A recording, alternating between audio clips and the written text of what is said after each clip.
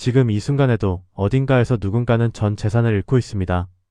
주식이 반토막 났다거나, 믿었던 종목이 상장 폐지됐다거나, 부동산 시장이 무너졌다거나. 그런데 이상한 건 그 사람들이 멍청해서 그런 게 아니라는 겁니다. 오히려 반대입니다.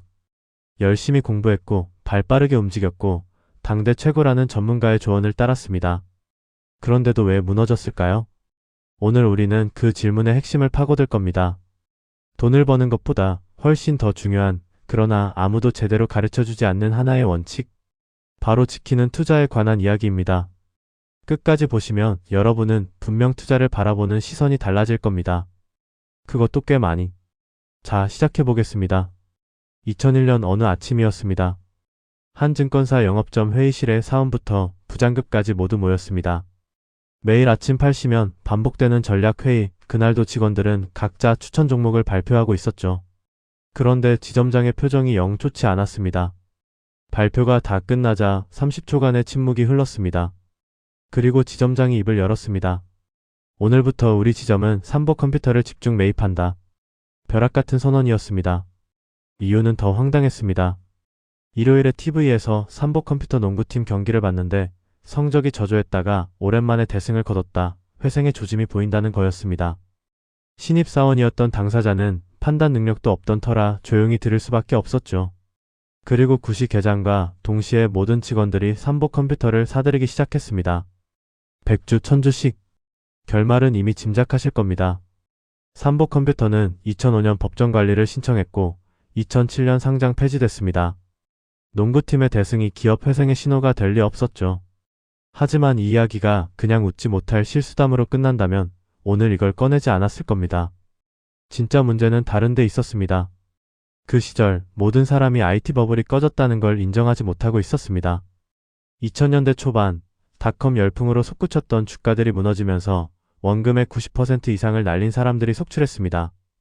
깡통 계좌, 상장 폐지, TV에는 그런 뉴스가 연일 넘쳐났죠. 그런데 사람들은 그 와중에도 미련을 버리지 못했습니다. 삼보 컴퓨터 같은 종목을 여전히 붙잡고 있었습니다. 언젠가는 회복할 거라는 희망을 품고요. 그런데 그때 이미 세상은 달라지고 있었습니다. 중국이 세계무역기구 WTO에 가입하면서 중국발 투자 붐이 태동하기 시작했거든요. 500선이었던 코스피가 4배나 뛰어서 2000선을 넘길 만큼의 초황기가 다가오고 있었는데 대부분의 사람들은 그걸 보지 못했습니다. 지나버린 IT 버블이 너무 눈에 꽉 차 있어서요. 마치 떠나버린 옛 연인의 전화만 기다리다가 진짜 인연을 그냥 보내버린 것과 같습니다. 이것이 투자에서 가장 위험한 함정 중 하나입니다. 과거의 기억에 집착하는 것. 한번 크게 돈을 벌었던 곳, 한번 빛났던 산업, 한번 인기를 누렸던 종목에 대한 미련. 그게 눈을 가리는 순간 새롭게 피어나는 기회를 놓치게 됩니다. 그런데 이게 단순히 개인의 감정 문제가 아닙니다. 여기에는 구조적인 이유가 있습니다. 모든 산업은 사이클을 탑니다. 예외가 없습니다. 선박의 수명은 15년에서 25년, 자동차는 7년에서 10년, 스마트폰 같은 IT 기기는 2년에서 3년. 이 숫자가 단순히 제품 수명을 말하는 게 아닙니다. 해당 산업이 경기 사이클과 함께 어떻게 호황과 불황을 반복하는지를 보여주는 패턴이기도 합니다. 주변에서 다들 좋다고 해서 따라 들어갔는데 운 나쁘게도 사이클의 정점을 지나고 있던 시기였다면 다시 좋아질 때까지 짧게는 3년, 길게는 10년 이상을 기다려야 할 수도 있습니다. 그래서 중요한 건 뭐냐고요? 지나간 것에 미련 둘 필요가 없다는 겁니다. 투자란 과거가 아닌 미래 가치를 반영하는 곳에 기회가 있습니다. 이미 빛난 별을 붙잡고 있는 게 아니라 아직 뜨지 않은 별을 먼저 알아보는 눈. 그게 진짜 투자자의 안목이죠. 하지만 잠깐. 여기서 한 가지 더 생각해봐야 할 게 있습니다.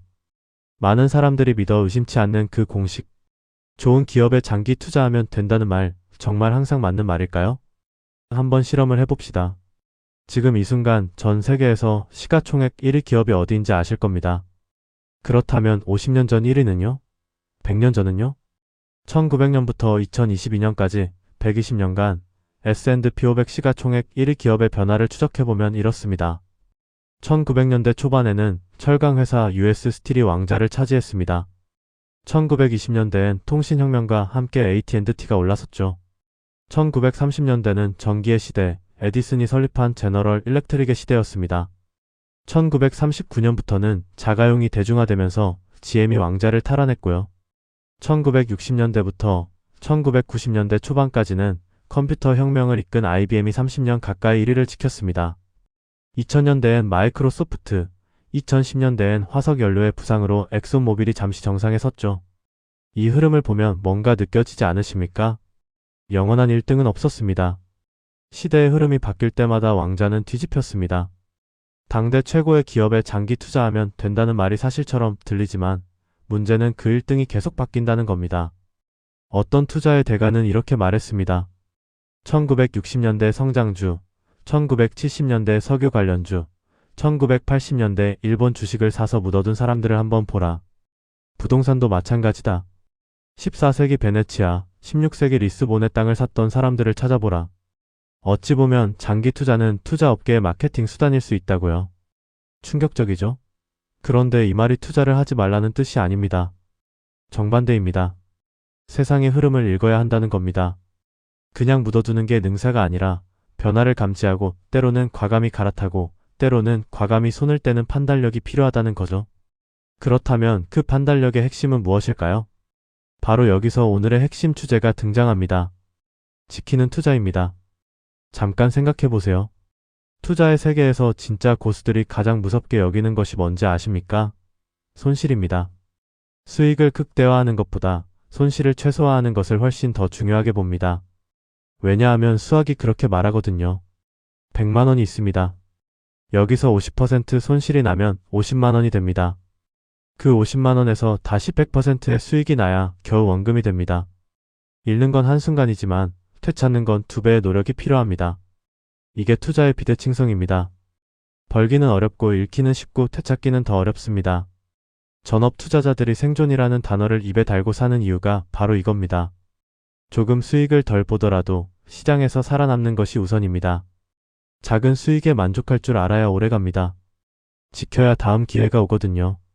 워런 버핏의 첫 번째 원칙이 뭔지 다들 아실 겁니다. 돈을 잃지 마라. 두 번째 원칙은요? 첫 번째 원칙을 잊지 마라.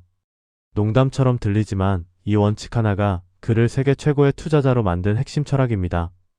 버핏의 투자법을 깊이 연구한 인도의 투자자 모니시 파브라이는 버핏의 성공 비결을 3단어로 압축했습니다. 퓨 비그 인프리컨트.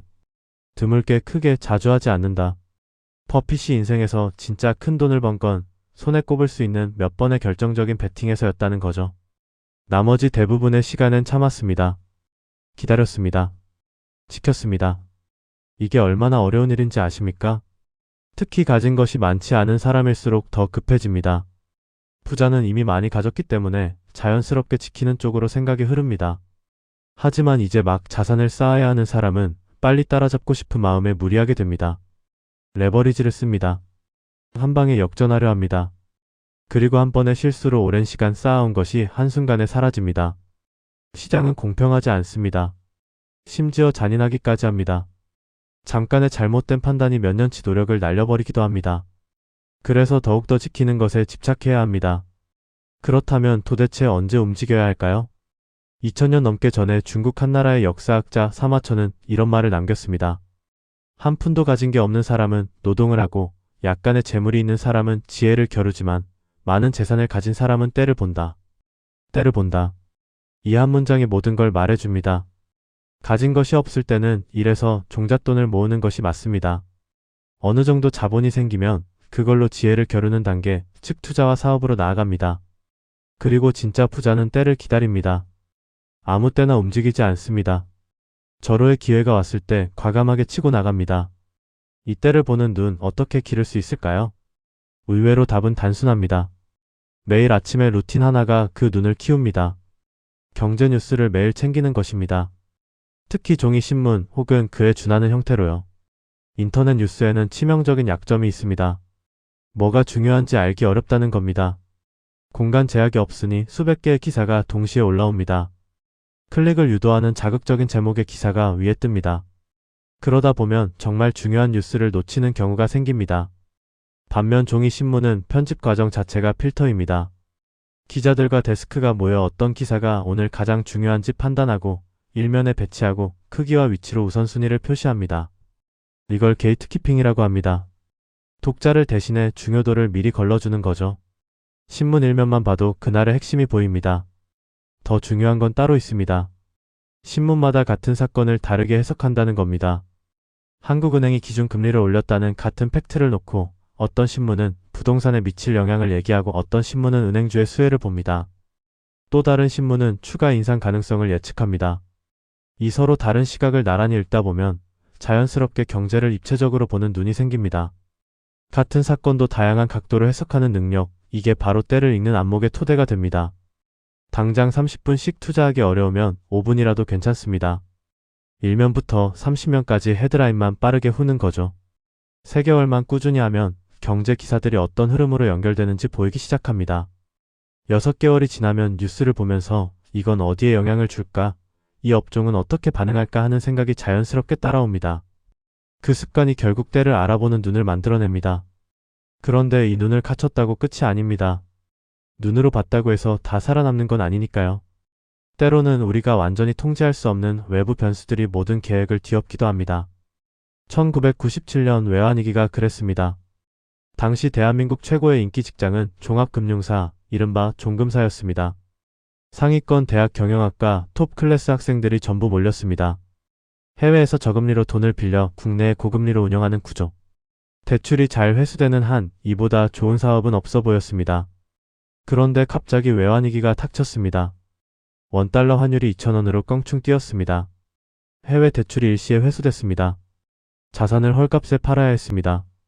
대부분의 종금사가 문을 닫았고 직원들은 길거리로 나왔습니다.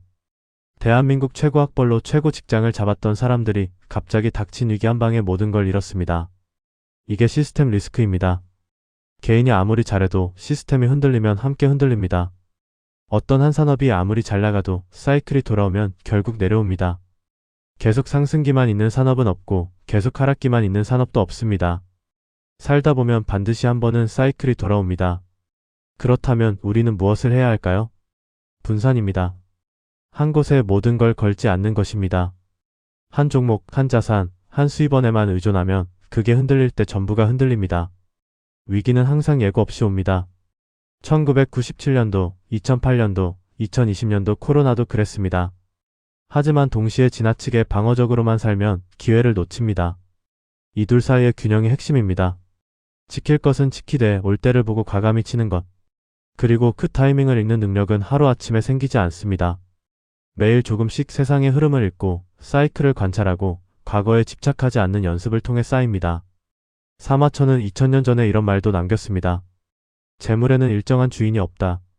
능력 있는 사람에게는 재물이 모이고 능력 없는 사람에게서는 재물이 흩어진다. 재능이 있고 잘할 수 있는 일을 골라서 하는 것이 중요하다고. 부가 특정 사람의 것으로 영원히 고정되는 게 아니라 능력과 판단력을 가진 사람에게로 자연스럽게 흘러간다는 겁니다. 그리고 그 능력 중 가장 핵심이 바로 지키는 것, 잃지 않는 것, 살아남는 것입니다. 돈을 버는 방법은 수천 가지입니다. 월급, 사업, 투자, 임대 수입. 그 방법들은 사람마다, 시대마다 다 다릅니다. 하지만 그 돈을 지키는 원칙은 항상 같습니다. 잃지 않아야 다음 기회가 온다. 살아남아야 게임을 계속할 수 있다. 지켜야 더 크게 베팅할 수 있다. 워런 버핏이 지금도 최고인 이유는 수십 년 동안 살아남았기 때문입니다. 몇 번의 결정적인 순간에 크게 베팅했고 나머지 시간엔 철저히 지켰습니다. 시장이 과열되면 물러섰습니다. 거품이 꺼지면 기다렸습니다. 공황이 와도 무너지지 않았습니다. 그 생존이 곧 승리였습니다. 이것이 지키는 투자의 본질입니다. 결국 오늘의 이야기를 한 문장으로 압축하면 이렇습니다. 투자에서 가장 위험한 실수는 기회를 놓치는 것이 아니라 다음 기회를 잡을 자격을 잃는 것입니다. 그 자격을 잃지 않으려면 지켜야 합니다. 때로는 쉬어야 합니다. 욕심을 내려놓아야 합니다. 세상의 흐름을 꾸준히 읽어야 합니다. 과거의 성공에 집착하지 않아야 합니다. 그리고 진짜 기회가 왔을 때 망설이지 않고 치고 나가야 합니다. 다음 편에서는 그 진짜 기회가 어떻게 생겼는지 역사 속 가장 극적인 투자의 전환점들을 하나씩 살펴보겠습니다. 거품이 꺼지는 그 순간 어떤 사람들이 반대 방향으로 베팅해서 전설이 됐는지 그 이야기 기대해 주십시오.